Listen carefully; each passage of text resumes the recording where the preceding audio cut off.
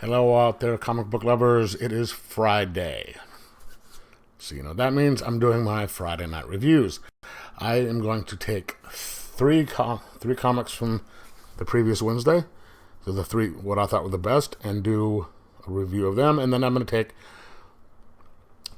the one that I liked the least. Doesn't necessarily mean that it's bad, but it's the one that I liked the least. And check it out.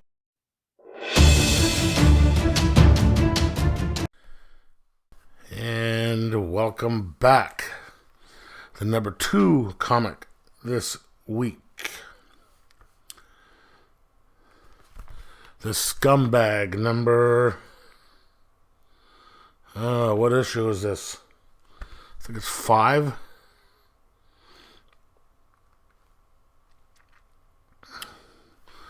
Why can't I figure this out? I think it's number 5.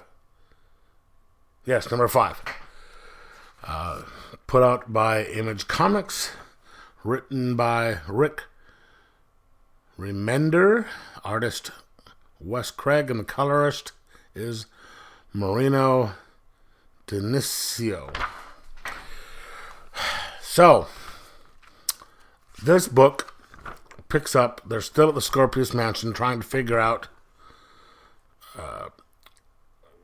the bad guys' plans for the green fuel. Why they're buying up all this gas and selling it for cheap. You have the Scumbag in the meeting. You have his partner stuck out there, and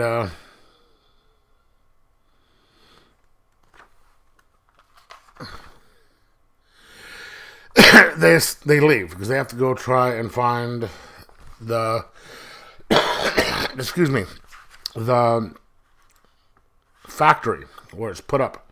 And of course, she's all business, and Scumbag still wants to join the orgy that's in process.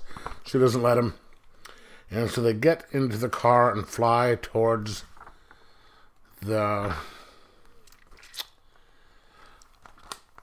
the warehouse is. And one of the little funny side plots they have going here is he now has some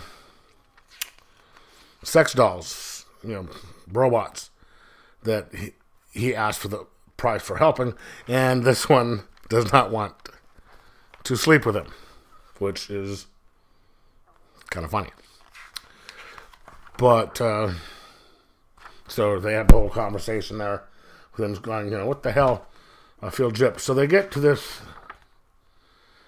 They get to Whole Green, which is the factory where they're going to be making the gas, or the company, and they are hiring. And so he manages to somehow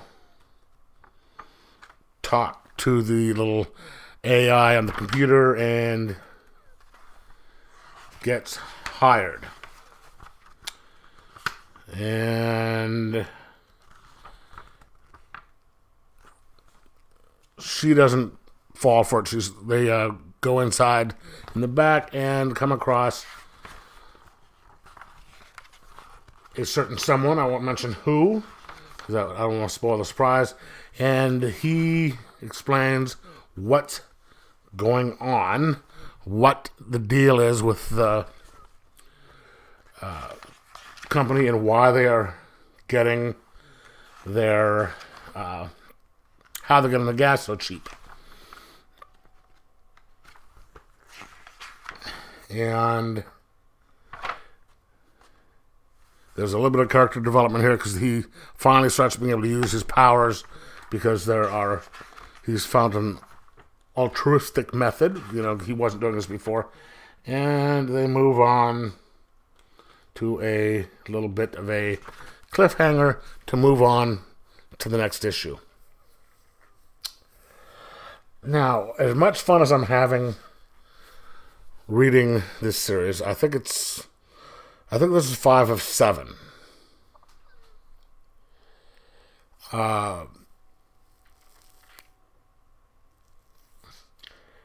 It's a fun book. but I think they're spreading it out a little bit too much.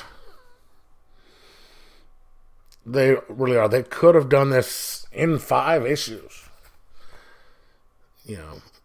or even 6.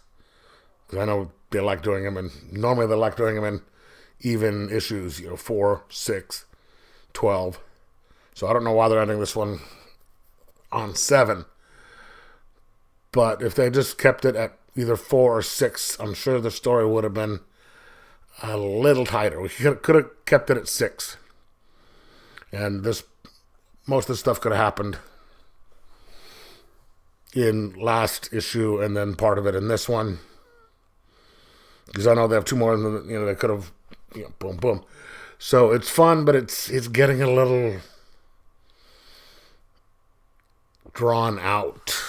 And I think they're trying too hard in some points for the humor and stuff, which most of it works, but needs to be a tad bit more concise. I do kind of love the art and the characterizations of it, because this guy is still a complete and total douche nozzle, pretty much only looking out for himself.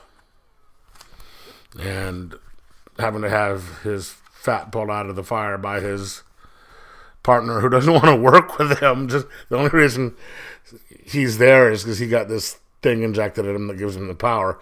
She probably would have killed him a long time ago if he hadn't had that. But so yeah, I'm gonna give this the same as I did Something That's Killing the Children.